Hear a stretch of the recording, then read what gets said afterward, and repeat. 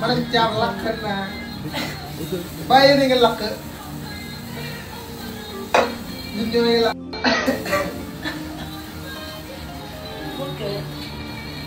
Porque bàyyi ko gerte mu ñor.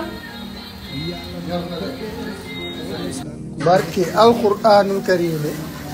tabaski ren bii ci laa xam ne non célibataire du dara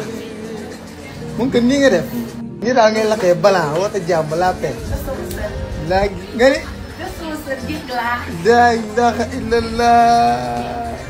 mais xale yi baa mën nañ sër xale yi baa mën nañ lakk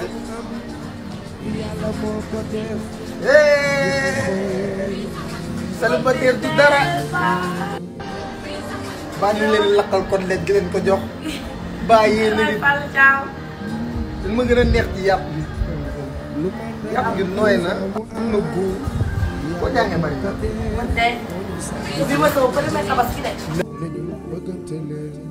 kon bu ñaari nit di ànd bàyyi leen ñu fee li ñuy dund dafa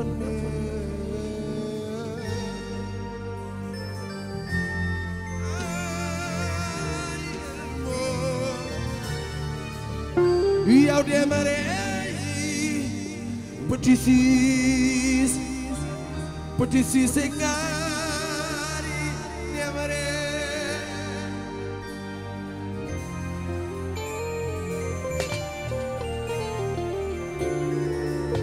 yow démarré petit six et ngari Mour Mbow nag yaa mën a ñëw Mour Mbow bàyyi yi may def Mour Mbow tàmm nga ba événement jotee rek ngay jël digga ji wala programme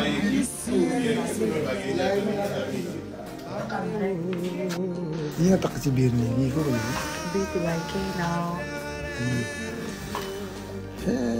boo dem naa la nag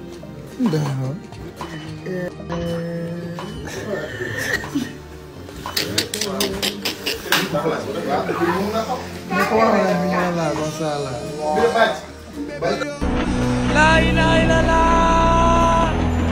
ay waay jinne waay jinne